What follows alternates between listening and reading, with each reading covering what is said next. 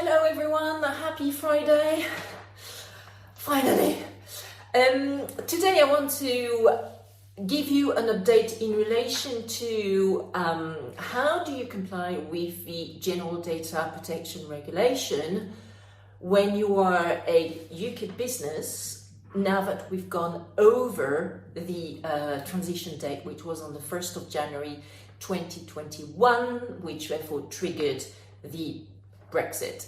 So in order for you to get yourself up to date about what the regime was, the framework was in the UK in particular, and also in France, prior to the transition period, I refer you to my article, which I'm going to set out the URL link of in the comments of this video and podcast, because it gives you everything you need to know about what is the GDPR and how to comply with it if you are a business in France, if you're a business in the UK, and how to actually make sure that data flows easily between France and the UK.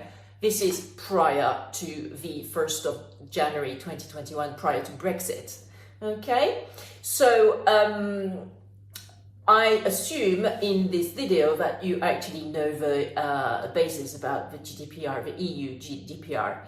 Now, with Brexit, a lot of things have changed for the UK businesses in the sense that everything is a bit in flux, and let me explain to you why.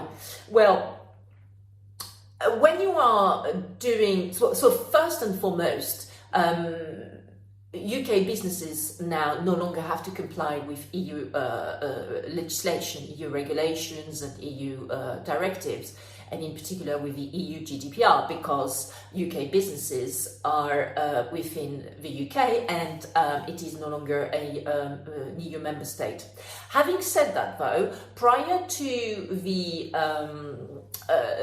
transition period, which was on the 1st of January 2021, obviously the UK implemented under UK law the provisions of the basics of the EU GDPR into its 2018 Data Protection Act. Yes. And through that, it means that at the moment, if we take a picture at this moment in time, we are the 5th of February 2021 today, the current UK legislation relating to the principles set out in the EU GDPR are still very close and almost similar to the provisions set out in the EU GDPR, the EU regulation, which is called General Data Protection Regulation. So that being said, when some UK businesses are receiving data flows from the European Economic Area. So what is the European Economic Area? It is the 27 member states of the European Union, plus the states which have entered into less constraining trade agreements than the EU agreements, such as Norway, Liechtenstein, etc., etc. So these other countries, they are also part of, as well as Switzerland, they are also part of the European Economic Area. Okay, so it's the 27 member states of the European Union, plus all these countries which have done like a Norway deal. So Liechtenstein, as I was saying, Norway, I think there are a few others, and also Switzerland. Okay, so this is the European Economic Area. Right. Having said that, when UK businesses receive data flows from the European Economic Area, the EEA, then those data flows are compliant with the UK GDPR and UK Data Protection Act, because the UK does know that the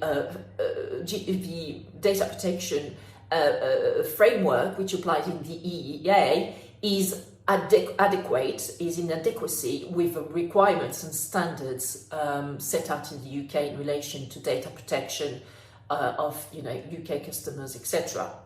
Therefore, that means that UK businesses receiving data flows from the EEA is okay. That can actually flow easily. However, what is more complicated is when UK businesses do some data flows from the UK to countries which are or partners which are in the EEA. What happens then? Well, if you go onto the UK's Data Protection Authority site, which is called the Information Commissioner Office, the ICO, Information Commissioner Office, you can actually watch a very useful webinar on what's happening at the moment in terms of complying with the GDPR regulation if you're in a UK business.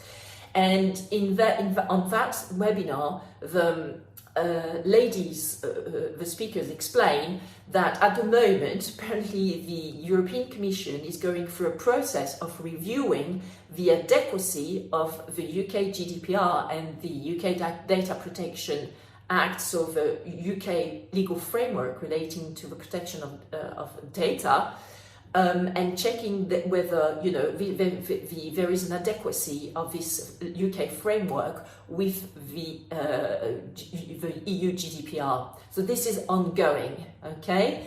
So at the moment, I would say that if as a UK business you need to actually do some data flows of customer data in particular from the UK to the European EEA, you need to check first by calling your the Information Commissioner Office, which is your data protection authority in the UK, and double checking how you can do this. Okay, this is my best advice at the moment, because as I said, this is an influx process and the European Commission is going through this process of checking the adequacy, right, by the EU of receiving all this data flow from the UK. Now, one thing you have to bear in mind if you are a UK business and you intend to still have some customers in the EU, which, most of the time I think is the case, because you have a much bigger customer base if you can actually sell your goods or services to the 27 member states of the European Union, then that means that you have to comply not only with the UK GDPR and the UK Data Protection Act, but also with the EU GDPR still, even after the transition period.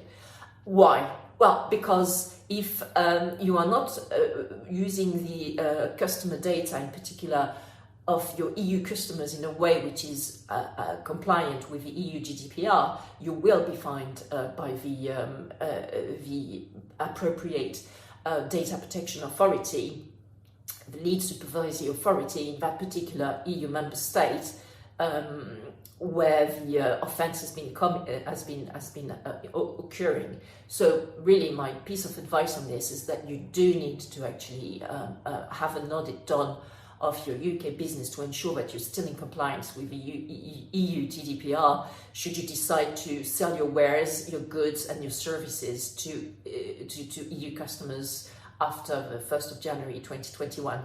So, but really, in any case, you should be, your business should be up to scratch with that, because that is what you were doing before the 1st of January 2021, before the end of the transition period. So it shouldn't be an issue, but you need to actually update everything in relation to this, in particular in your terms and conditions, etc. So one question that springs to mind is which lead supervisory authority, which data protection authority will actually be supervising your activities relating to data management and data collection and data gathering in the UK and in the European in the EEA. Well, in any case, as a UK business, you will always be regulated and supervised by the ICO, the Information Commissioner Office, which I've spoke about, and which is the Data Protection Authority in the United Kingdom. So that's that. Always you will have to report back to the ICO in relation to your head office and your work done out of your offices in the UK. So that's that. However, if you have an establishment in the EEA, then you will have another data protection authority, another lead supervisory authority to report to in the EEA, and that will be the data protection authority of the place of your establishment in the EEA. So say, for example, you've got a branch or a subsidiary in France, even a branch, or a subsidiary in France, then you will report to the French Data Protection Authority, which is called la Commission Nationale Informatique et Liberté, CNIL, and you will have to also be supervised by them and report to them as well. Okay? If you have more than 2 establishments in the European Economic Area, in the EEA, then what happens? You will be regulated by still the ICO for the UK side of your business. You will be also regulated by the DPA, the Lead Supervisory Authority, of the EEA establishment where you have the largest customer base. I understand from this webinar from the UK CEO, okay? And what happens if you don't have any establishment in the EEA? So brace yourself for some crazy news. If that is the case, if you don't have any establishment in the EEA, potentially your UK business, which continues serving customers in the EEA, may have to report to all the data protection authorities of the EEA state in which it does business and does some sales. I just can't believe it, but that is what the UK CEO was saying just now. So my advice, get an establishment in the EU, okay? Get an establishment so that you can have one DPA, Data Protection Authority, and then thanks to the process of the EU GDPR one-stop shop, which is that you only report to one Data Protection Authority, one lead supervisory authority in one EU state, as opposed to all the 27 EU members. So that's my advice right now. Yeah, and so not only that, but you also need to have an EU representative, okay, in that particular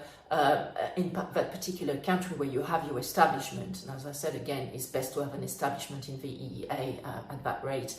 How do you get an EU representative? Well, either you have staff on site at your